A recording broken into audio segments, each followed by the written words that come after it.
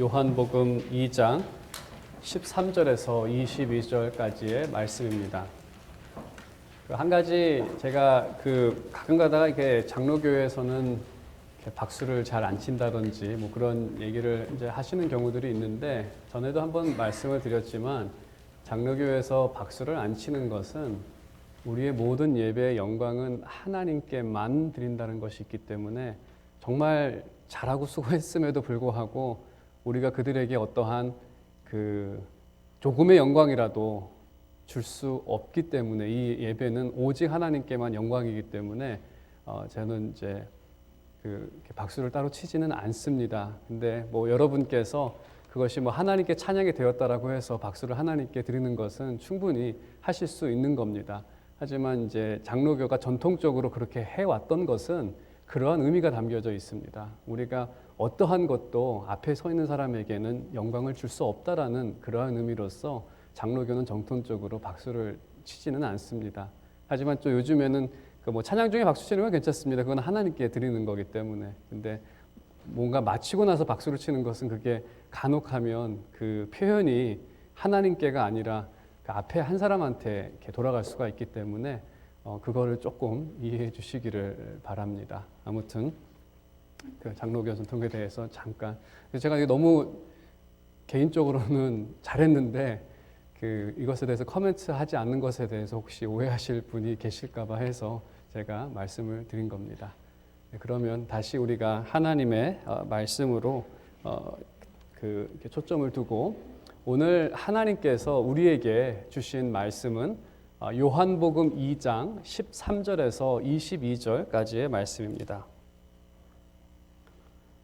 요한복음 2장 13절에서 22절까지의 말씀을 제가 봉독하고 22절은 함께 읽도록 하겠습니다. 요한복음 2장 13절에서 22절에 기록된 하나님의 말씀입니다. 유대인의 유월절이 가까운지라 예수께서 예루살렘으로 올라가셨더니 성전 안에서 소와 양과 비둘기 파는 사람들과 돈 바꾸는 사람들이 앉아 있는 것을 보시고 노끈으로 채찍을 만드사 양이나 소를 다 성전에서 내쫓으시고 돈 바꾸는 사람들의 돈을 쏟으시며 상을 엎으시고 비둘기 파는 사람들에게 이르시되 이것을 여기서 가져가라. 내 아버지의 집으로 장사하는 집을 만들지 말라 하시니, 제자들이 성경 말씀에 주의 전을 사모하는 열심이 나를 삼키리라 한 것을 기억하더라. 이에 유대인들이 대답하여 예수께 말하기를 내가 이런 일을 행하니 무슨 표적을 우리에게 보이겠느냐. 예수께서 대답하여 이르시되 너희가 이 성전을 헐라 내가 사흘 동안에 일으키리라. 유대인들이 이르되 이 성전은 46년 동안의 지었건을 내가 3일 동안에 일으키겠느냐 하더라. 그러나 예수는 성전된 자기 육체를 가리켜 말씀하신 것이라. 함께 읽겠습니다. 죽은 자 가운데서 살아나신 후에야 제자들이 말씀하신 것을 기억하고 성경과 예수께서 하신 말씀을 믿었더라. 아멘. 네, 오늘은 성전, 하나님을 만나는 장소라는 제목으로 하나님의 말씀 증거하도록 하겠습니다. 주일 아침이 되면 저희 교회뿐만 아니라 많은 사람들은 예배를 드리고 그 예배는 하나님을 만나 하나님과 교제하는 그러한 자리입니다. 하지만 모든 사람들이 그러한 그 본질을 가지고 예배에 참여하는 것 같지는 않습니다. 한 7, 8년 전에 제 친한 친구 목사님께서 7, 8년 전에 들은 이야기인데, 그분은 한 11년, 12년 전에 뉴욕의 한 교회에 부임을 하게 된 목사님이십니다. 참 많이 힘든 교회에 부임을 하시게 되었습니다. 교회가 한 400~500명 정도 모이는 교회였는데 한 1년 정도 싸우는 기간 동안에 교인은 한 60~70명으로 줄어들었고, 목사님께서 막상 부임하셨을 때에는 한 50명, 50~60명 정도 있었던 그러한 교회였습니다. 여전히 교회 안에는 그 싸움의 불씨가 완전히 꺼지지 않아서 성도들의 마음은 두 갈래, 세 갈래로 갈라져 있던 그러한 교회였습니다. 목사님이 많은 사람들과 대화를 나누고 많은 이야기를 하면서 참 한 번은 저에게 얘기해 준 것 중에 놀랬던 것은 한 분이 다가와가지고 얘기를 하는 중에 자기는 야당이라고 말을 했다고 합니다. 그 교회에는 여당이 있고 야당이 있는데 여당은 당회와 지지하는 쪽이 야당이고 당회를 반대하는 쪽이 야당이라고 합니다. 그래서 자기는 야당인데 야당도 교회에는 필요하다. 세상 정치가 그렇듯이 교회를 바르게 하기 위해서는 야당도 있어야 된다. 성경을 잘 모르셔서 하신 말씀 같습니다. 당을 짓지 말라라고 그렇게 말을 하고 있는데도 본인 스스로가 자신 있게 야당이라고 말을 하면서 아무튼 그 교회는 참 두 개로 세 개로 갈라졌던 그러한 교회였습니다. 하지만 이 목사님께서 인내하시고 많은 사람들의 얘기를 들어주고 조율하고 시간이 지나서 교회는 참 잠잠해졌습니다. 하나님의 은혜로 많이 잠잠해졌는데 잠잠해진 후에 저에게 참 아이러니한 역설적인 그러한 말씀을 하셨습니다. 교회가 당이 갈라지고 싸울 때에는 성도들이 주일에 교회에 참석하는 열심이 있었다라고 합니다. 관심이 있었다는 거죠. 오늘 주일은 무슨 얘기들을 할까? 누가 누구를 욕을 할까? 교회 끝나고 나서 335 모여가지고 서로 막 얘기하는 거를 즐겼다라고 합니다. 그래서 사람들이 교회에 오는 것을 되게 열심을 가졌고 오늘은 무슨 사건이 있을까? 무슨 얘기들이 오고 할까? 이러한 관심 때문에 교회를 열심히 다녔는데 막상 교회가 잠잠해지니까 사람들의 이 열심도가 확 줄어들었다고 합니다.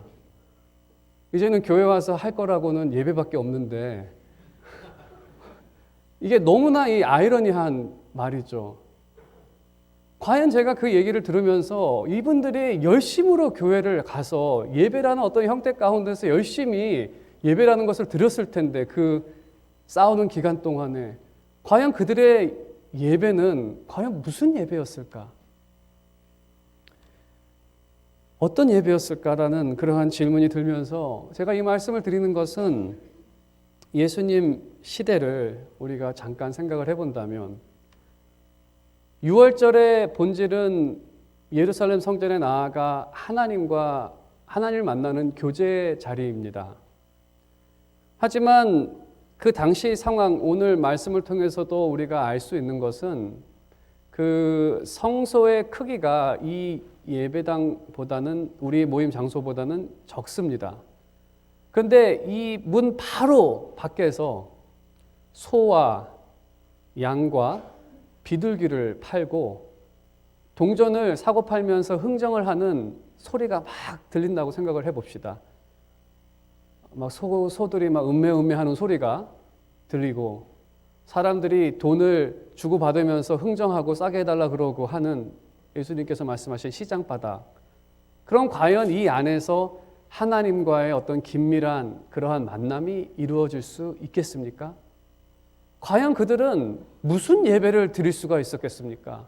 그들도 어떤 형식을 가지고 1년에 6월절에는 성전에 가야 하니까 가기는 가는데 과연 그들은 그 하나님을 만나는 그 장소에서 그 본질인 하나님을 만나는 것, 그것이 변질될 수밖에 없는, 오늘 본문의 말씀은 예수님께서 그렇게 본질에서 떠난 그들의 책망을 하는 모습이기도 하지만 더 중요한 것은 예수 그리스도께서 이 하나님과의 만남, 본질을 어떻게 회복하셨느냐에 대한 그 말씀이기도 합니다. 그럼 우리가 오늘 이 본문의 말씀을 통해서 주님께서 책망하시는 부분과 또 주님께서는 회복을 위해 어떠한 일을 하셨는지 우리가 한번 함께 살펴보도록 하겠습니다. 당시 6월절이 되면 원근 각지에서 유대인들이 예루살렘에 모입니다. 때로는 1000km 정도를 오는 사람들도 있었기 때문에 당시의 사고방식이나 생활방식이 우리랑은 달랐습니다. 우리가 한 달 정도 휴가를 내서 어디를 예배하러 갔다 온다는 것은 좀 상상하기가 힘들지만 당시에는 그러한 생활방식을 따라 살았기 때문에 우리랑은 좀 다른 시대입니다. 아무튼 여러 곳에서 대략 한 20에서 30만 명이 되는 그러한 유대인들이 예루살렘이라는 그 성에 성전으로 모입니다. 그 사람들이 멀리서 와야 하기 때문에 제사할 때에 사용할 동물을 먼 곳에서부터 가지고 오기는 너무나 힘이 듭니다. 그래서 그래서 이제 예루살렘 인근에는 동물을 파는 그러한 사람들이, 상점들이 생기기 시작을 했습니다. 유월절에 맞춰서 그렇게 그러한 재물들을 파는 사람들. 성경 밖의 이 역사적 자료를 살펴보더라도 그 예수님 시대 이전에 이 기드론 골짜기라는 성전으로 올라가는 길에 한 골짜기가 있었는데, 그 골짜기 앞에 많은 상인들이 그 어떤 점포를 차려놓고 그렇게 물건을 팔았다라는 역사적 기록도 있습니다. 예수님 당시에는 이러한 상인들이 이제는 성소 앞에 그 뜰에서 장사를 하기를 시작한 것 같습니다. 그리고 그곳에서 제사할 때 사용하는 물건을 팔 뿐만 아니라 돈 바꾸는 사람들이 있었습니다. 돈을 바꾼다는 것은 당시에 한 사람당 성전의 세금을 반 세겔을 내야 합니다. 그래서 두 사람이 한 세겔을 내는 그러한 형태였는데, 그 성전의 동전으로 이 세금을 낼 때에 그 동전은 두로 사람들이 사용하는 동전을 냈습니다. 드라크마나 아니면 다른 형태의 동전이 아니라 두로 동전을 사용했는데, 그 이유는 아마 두로 동전이 다른 동전에 비해서 은 함유율이 가장 높은 동전이라고 합니다. 그래서 이 사람들이 여러 지방에서 왔기 때문에 본인들이 가지고 있는 돈도 여러 종류의 그러한 돈을 가지고 예루살렘에 옵니다. 그러면 이것을 환전을 해야 하는데, 그 환전을 바로 이 성전 뜰에서 환전을 했습니다. 당연히 높은 그 퍼센트를 가지고 환전했을 것이라 생각이 듭니다. 그래서 성전 밖에서는 이렇게 시끄럽게 동물들의 울음소리와 또 흥정하는 소리와 동전을 바꾸는, 다 동전으로 했기 때문에 그 동전의 그 시끄러운 소리들이 밖에서는 들렸습니다. 다른 복음서에서는 하나님을 팔아 부당한 이익을 취한 것에 대해서 초점을 맞추고 있습니다. 하지만 요한복음에서는 조금 다른 초점을 갖고 있습니다. 다른 복음서에서는 예수님께서 지적하시는 것이 바로 그들이 하나님의 집을 도둑의 소굴로 만들었다라고 하는 그러한 그들의 부당 이익에 대해서 예수님께서 지적을 하십니다. 하지만 오늘 말씀에서 예수님께서 지적하시는 것은 바로 하나님의 집을 장사하는 집으로 만들었다라는 것입니다. 여기서 우리가 주목해야 할 부분은 이 시끄러운 장사하는 마켓이 되어버렸기 때문에 이 성전의 그 기능, 하나님 앞에 진정으로 나아가 예배하는 이 기능이 상실이 되었다는 것입니다. 그러면서 언급한 말씀은 바로 이러한 말씀을 언급하죠. 주의 전을 사모하는 열심이 나를 삼키리라. 이 말씀은 시편 69편에 기록된 말씀인데, 다윗이 하나님 앞에 드린 그 시편들 중에 하나입니다. 다윗은 하나님 전에 대한 그러한 열심과 열정이 있었다라고 그렇게 고백을 하고 있습니다. 다윗이 이렇게 열심을 이야기하는 것은 무엇보다도 다윗은 하나님을 기뻐했습니다. 하나님께서도 다윗을 기뻐하셨지만 다윗도 하나님을 기뻐했습니다. 그 말의 의미는 하나님께서는 창조주 하나님이시고 내가 나의 삶 가운데 늘 함께 하셨고 내가 어려운 가운데 있었을 때에 나를 구원해 주신 분이시고 나를 보호하시고 인도하시며 늘 인자하시고 늘 나에게 선한 것으로 더하시는 그 하나님이기 때문에 하나님을 기뻐했습니다. 그래서 다윗은 하나님을 가까이 두기를 원했습니다. 우리도 기뻐하는 사람이 있으면 그 사람을 만나기 원합니다. 우리에게 정말 내가 기뻐하는 친구가 있다면 그 친구가 나를 방문하거나 내가 그 친구를 만나는 것은 그 만남은 너무나 기쁜 그러한 만남입니다. 자녀를 기뻐하시는 분들은 그 자녀가 오는 것, 내가 자녀를 만나는 것, 그 만남을 기뻐합니다. 우리가 기뻐하는 사람을 가까이 두고 싶고 만나고 싶은 것은 모든 사람들이 다 갖고 있는 그러한 마음일 것입니다. 다윗은 하나님을 기뻐했었고 하나님 만나기를 원했었고 하나님을 가까이 두기를 원했습니다. 그래서 다윗 왕은 왕이 되었을 때 그가 가장 먼저 한 것 중에 하나는 하나님께서 함께 하시는 그 임재의 상징, 그 하나님이라고 볼 수 있는 그 여호와의 궤, 그 여호와의 궤를 가까이 두기 위해서 예루살렘으로 그것을 옮깁니다. 그리고 자신이 기뻐하는 그 하나님, 그 임재의 상징인 궤가 그 성 안으로 들어왔을 때 그는 기쁨을 이기지 못해 춤을 추기 시작을 합니다. 내가 기뻐하는 하나님께서 이제 내 가까운 곳으로 왔구나, 오시는구나. 그는 왕인데도 뭐 채통을 차리지 않고 정말 춤을 추는, 그리고 그는 하나님과 가까이 있기를 원해 하나님께서 예루살렘에 늘 항상 계시기를 원하는 마음으로 성전 건축을 간구합니다. 내가 하나님을 위해서 집 한 채를 짓고 싶은데 하나님께서 이곳에 계속 계시면 좋은데 가까이 두고 싶은데 라는 그러한 마음으로 하나님께 간구를 했지만 하나님께서는 너는 안 되고 너의 아들이 나를 위하여 성전을 지을 거라고 그렇게 말씀을 주십니다. 다윗은 그 말씀을 듣고 최대한으로 근사하게 짓기 위해서 그 필요한 모든 재료들, 금과 은과 나무들과 이 모든 것들을 다 준비를 합니다. 그의 마음 가운데에는 하나님께서 계속 이 예루살렘에 머물러 있기를 원했고 또 우리의 자손들도 그 기쁜 하나님과 늘 함께하고 가까이 두고 했던 그것을 원했던, 그것이 바로 이 다윗의 열심이었습니다. 그래서 69편에 이러한 시를 진 겁니다. 내가 주의 전을 사모하는 열심이 나를 삼킬 정도였다고. 내가 이것을 하기 위해서 때로는 사람들이 손가락질도 하고 춤을 췄을 때 누가 나를 비난하기도 했지만 나는 그 사모하는 마음 때문에 그 열심이 나를 삼켰다라는 그러한 고백을 합니다. 그게 바로 성전을 향한 열심이었습니다. 하지만 예수님 당시에는 이스라엘 백성에게는 이러한 열정이 없었습니다. 형식만 남게 된 것이죠. 거기 가서 이런 형식을, 절차를 해야 한다는, 주로 마음이 없고 뭔가를 꼭 해야 되는 것은 그 효율적으로 변하고 요령을 피게 되고 어떻게 하면 간편하게, 어떻게 하면 그냥 억지로 하는 그러한 모습으로 변할 수밖에 없습니다.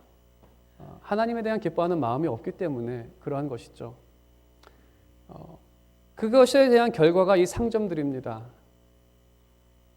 우리가 마치 설날에도 요즘 사람들이 시골에 가기가 좀 그렇고 불편하니까 좀 편리하게 하루 만에 갔다 오기도 하지만 때로는 그 세배를 하는 것을 동영상으로 찍어서 보내고 부모님들께 한우 세트나 아니면 삼겹살 세트 보내주셔서 맛있게 드시라고 하고 끝내는, 정말 기뻐하는 마음이 없기 때문에 요령과 효율성을 따져가면서 결국 상인들만 많아지는 그런 모습을 보면서 때로는 이러한 생각도 하죠. 그냥 없애버리면 안 되냐, 폐지하면 안 되냐. 하지만 그게 정체성이기 때문에 폐지할 수가 없습니다. 우리가 추수감사절에 미국 사람들이 터키를 먹습니다. 뭐 여러분들도 드시는 분들이 계시겠지만 사실 터키가 그렇게 맛있는 고기는 아닙니다. 퍽퍽하고. 근데 그걸 6시간씩이나 구워가면서 왜 그것을 먹는지 저는 이해를 할 수가 없습니다. 하지만 그게 정체성입니다. 설날에는 떡국을 먹어야 되고 우리는 감사절이 되면 터키를 먹어야 합니다. 사실 이 정체성이라는 것, 그 민족의 정체성이라는 것은 그렇게 버릴 수는 없는 겁니다.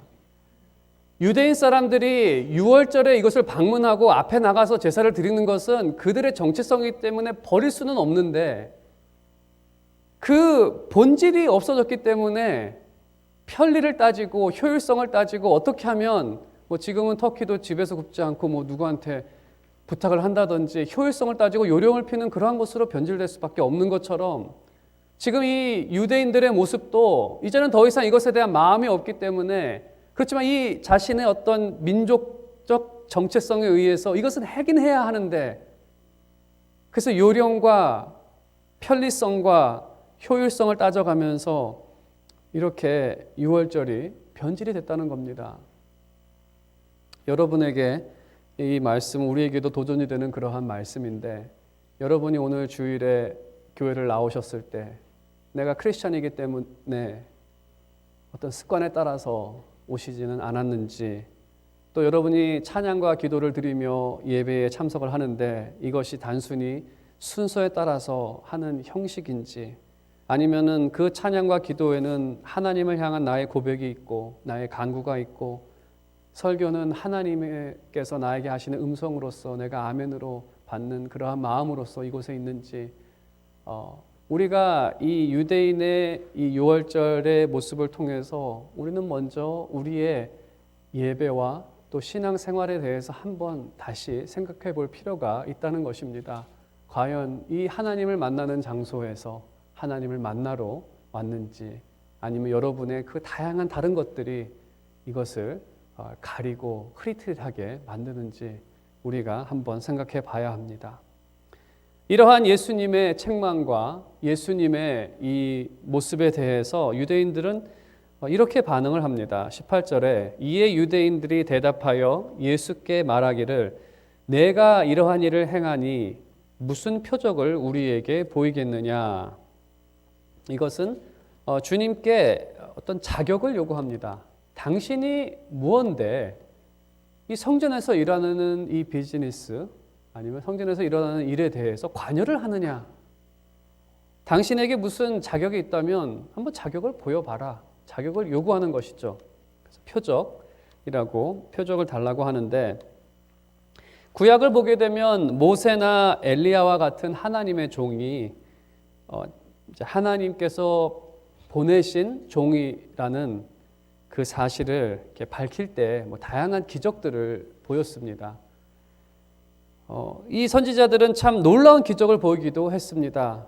홍해를 가르기도 하고 지팡이가 뱀이 되고 뱀이 다시 지팡이가 되고 하는 이러한 증거들을 보였는데, 그들도 이러한 비슷한 증거를 요구한 것 같습니다.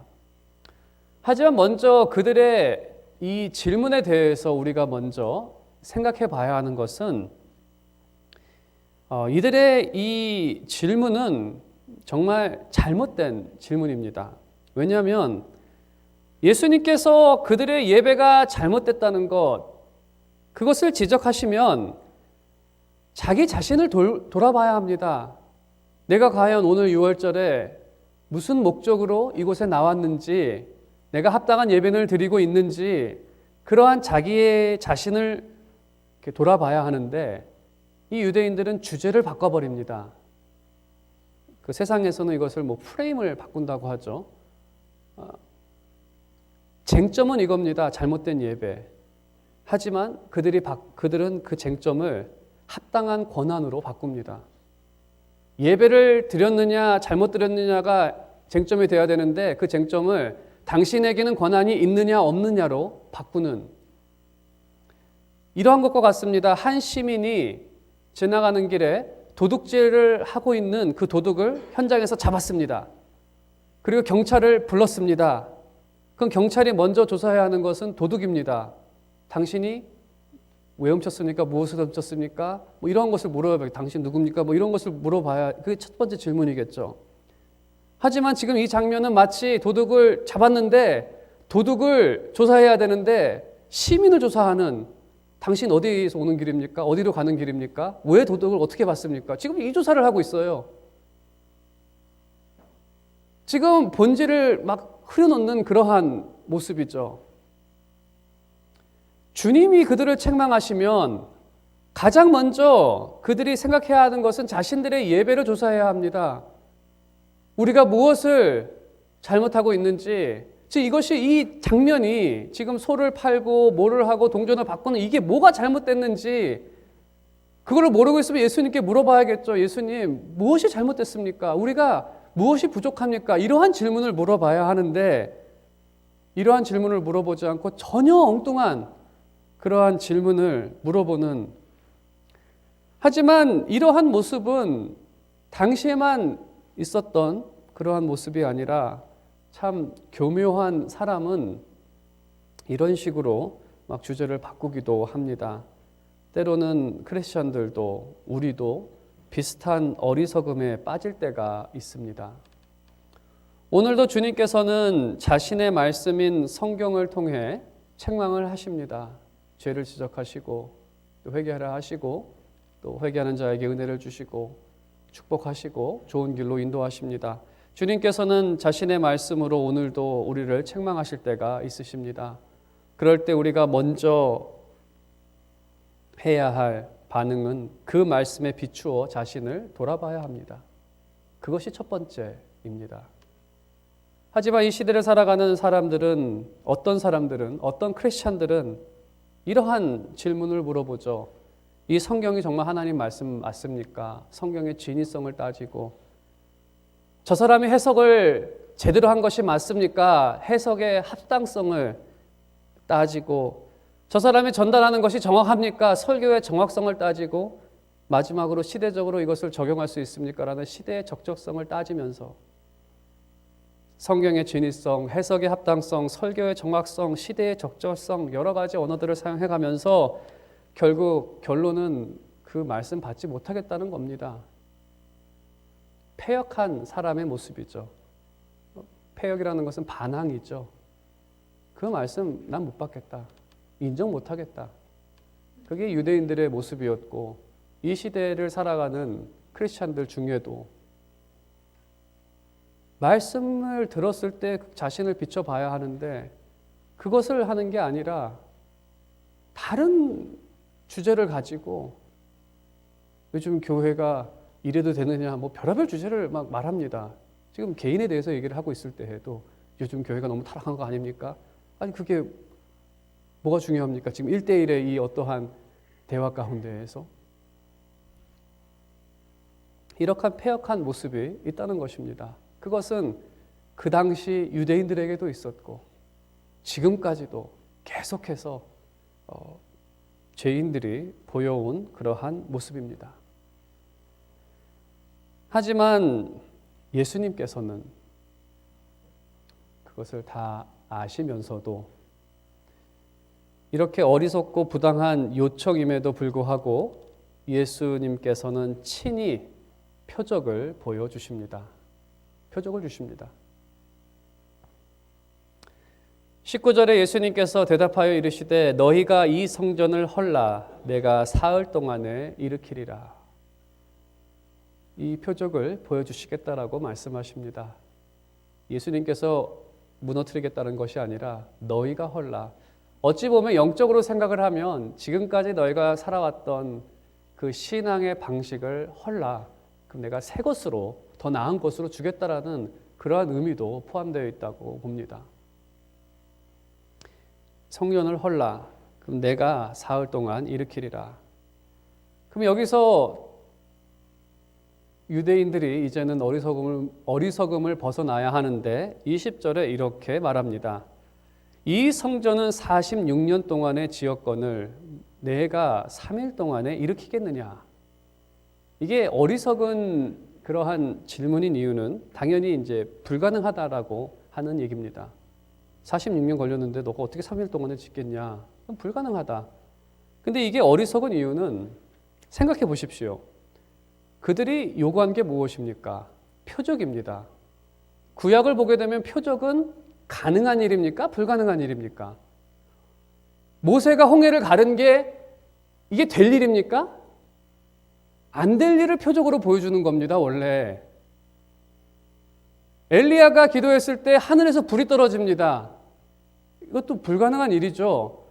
그거를 표적으로 삼았습니다. 지금 예수님께서 그들이 귀에 듣기에 불가능한 일을 하시겠다라고 하셨을 때 저 정도 되면은 표적이지 라고 생각을 해야 되는데 불가능하니까 아니 그게 가능하겠냐고 묻는 게 어리석다라고 생각하지 않습니까?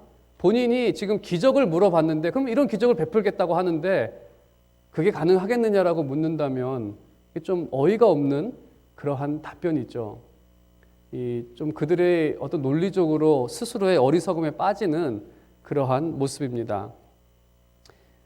하지만 본문의 핵심은 바로 21절과 22절에 있습니다. 제자들이 당시에는 이것을 깨닫지 못했는데 이것이 주님의 몸에 대한 말씀이라는 것을 깨닫게 됩니다. 이것이 그 성전이 아니라 예수님의 몸에 대한 말씀인데 이것이 사실은 더 큰 표적이기는 합니다. 그러니까 더 큰 표적인 이유는 무엇이냐면 한번 실질적으로 생각을 해봐도 오늘날은 우리가 건축이 너무나 발달이 돼서 당시에 그 예루살렘 성전 그리고 그 테두리 여러 가지 것들을 짓는데 한 45년, 6년 정도가 걸렸다라고 합니다. 근데 지금은 얼마면 지을까? 3일에 가능하지 않을까라는 좀 생각을 준비를 하면서 생각하게 됐습니다. 제가 중국 사람들이 1000개의 병동에 있는 병원을 10일 만에 지어버립니다. 전에도 한번 봤지만 중국에서 57층짜리 건물을 19일 만에 지었습니다. 57층 건물을 63빌딩보다 6층 부족한 건물을 19일 만에 지었으니까 그 당시 성전이 그렇게 크지는 않아서 이분들 실력이면 한 3일이면 짓지 않을까. 그렇죠? 그래서 실질적으로 생각해 봤을 때 3일 만에 이것을 짓는 것이 이제 지금은 우리가 가능하지만 예수 그리스도의 부활은 지금도 불가능합니다. 정말 더 놀라운 표적이기는 합니다. 그냥 실질적으로 봤을 때 해도. 하지만 핵심은 주님의 죽음과 부활을 통해 우리에게 더 나은 완전한 성전을 우리에게 주셨다는 것입니다. 그것이 핵심입니다. 성전은 제가 제목에서도 말씀을 드렸듯이 하나님과 백성이 만나는 장소입니다. 옛날에 하나님을 만나기 위해서 성전을 찾아갔는데 성전이 이제 저희가 있는 이 예배당 이 첫 번째 석에서 제일 마지막 석, 그 정도 이 반 사이즈 정도로 생각을 하시면 됩니다. 고만한 사이즈의 집 한 채가 이렇게 있다라고 생각을 하시고 거기에 3분의 2는 거실이라고 생각을 하시고 성소라는 이름이 붙인 그리고 그 안쪽을 이제 안방이라고 하겠습니다. 하나님이 계시는 지성소. 그러한 이제 집 한 채가 있고 그 가해로 이제 일종의 펜스가 이렇게 쳐져 있다라고 생각을 하시면 좀 여러분이 그 머릿속에 그리시기에 참 편하실 것 같습니다. 그래서 안방이 있고 거실이 있고 집은 그리고 이제 펜스가 있는 이스라엘 백성들의 갈 수 있는 곳은 바로 그 펜스 안 그 뜰에 갈 수가 있었습니다. 그래서 그들은 그 뜰에 가서 하나님을 만났습니다. 그리고 제사장은 뭐 거실이라고 제가 말씀드렸지만 성소라고 하는 그 문을 열고 그 건물 안으로 가서 그 거실 있는 곳에 있을 수가 있었습니다. 그리고 1년에 한 번 대제사장은 그 거실에서 안방이라고 제가 불렀던 성경에서 지성소라고 부르는 그곳에 1년에 한 번 대제사장이 들어갈 수가 있었습니다. 이것은 마치 옛날에 왕을 만날 때 내가 왕을 만나러 간다라고 하면 중국과 같은 경우에는 자신의 계급에 따라서 들어갈 수 있는 문에 한계가 있었습니다. 그래서 그들이 왕을 만날 때 문 밖에 서서 이제 왕하고 대화를 합니다. 큰 소리로 뭐 왕이요 뭐뭐뭐 하면 왕이 이제 전달을 하고 이렇게 했습니다. 계급이 높으면 한 단계 더 안으로 들어가서 왕과 대화를 나누고 그런 식으로 만남을 가졌습니다.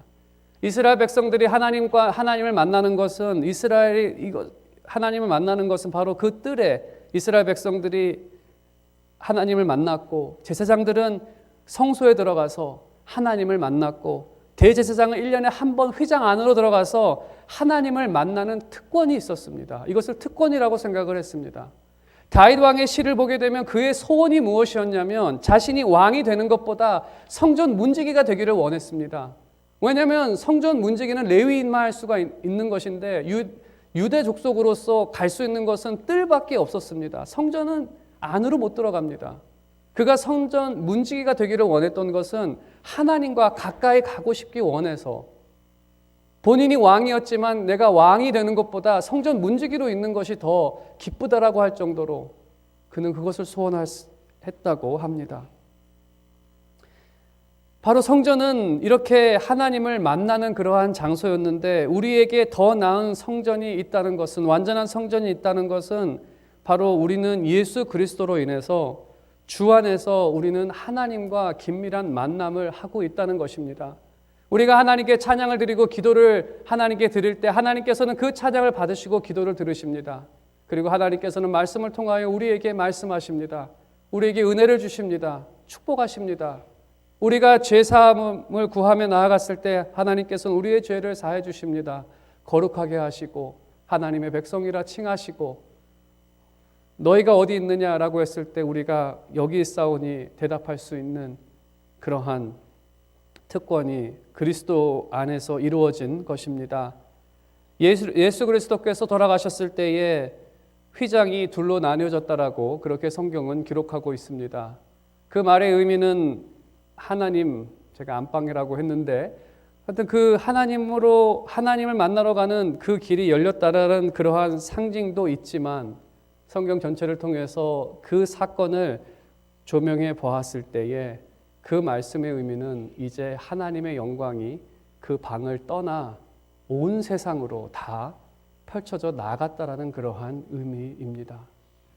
더 이상 하나님의 진노와 죽음을 두려워하지 않는 거룩함을 입었기 때문에 이제는 어느 곳에서든지 하나님을 만날 수 있는, 이제는 성전에만 계시는 하나님이 아니라 모든 곳에 계시는 하나님, 두세 사람이라도 주님의 이름을 부르며 모인 그곳에는 하나님이 함께 계시고 그들과 교제하시고 그들과 함께 하시는 그러한 시대가 우리 가운데 왔다는 것입니다.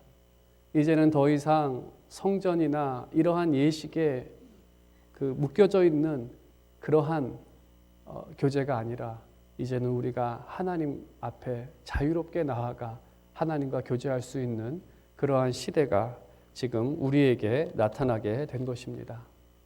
오늘 말씀의 결론을 맺도록 하겠습니다. 당시 그들의 모습은 형식만 남은 유월절의 모습이었습니다. 우리가 그들의 모습을 통해서 우리 시대를 비춰봤습니다. 과연 우리의 신앙과 우리의 예배의 모습이 본질은 없는 그러한 껍데기는 아닌지 우리를 다시 한번 되돌아보고, 진정으로 저는 여러분이 하나님을 기뻐하기를 원합니다. 우리 하나님은 여러분의 생명을 주시는 분이시고 여러분에게 선한 것을 주신 분이시고 여러분을 구속하신 분이시고 여러분을 한없이 사랑하시는 분이십니다. 우리는 그분 앞에 나아가 예배를 드립니다. 우리가 정말로 하나님께 감사한 것은 우리가 이 사실을 기억하던 기억하지 않았던, 우리가 하나님 앞에 나아와 예배를 드릴 때마다 하나님께서는 그 약속에 따라 이곳에서 우리를 만나 주셨고 계셨고 함께 하셨고 말씀을 주셨고 여러분을 축복하셨던 그러한 분이십니다. 그렇기 때문에 우리는 그 하나님께 영원히 감사한 것은 우리가 인식을 하던 인식하지 않던 하나님께서 이곳에서 우리를 만나기로 약속하셨기 때문에 여전히 오늘도 우리와 함께 하신다는 그 사실입니다. 이 사실을 여러분께서 날마다 기억하시며 주님 만나러 가는 그날 늘 기쁨과 즐거움으로 그곳에 이 예배의 자리에 나오며 주 안에서 하나님께 진정한 찬양과 기도를 하나님께 드리고 하나님 말씀에 아멘하며 하나님을 기뻐하며 또 하나님께서 기뻐하시는 그러한 여러분 참된 예배자들이 되시기를 주님의 이름으로 축원드립니다.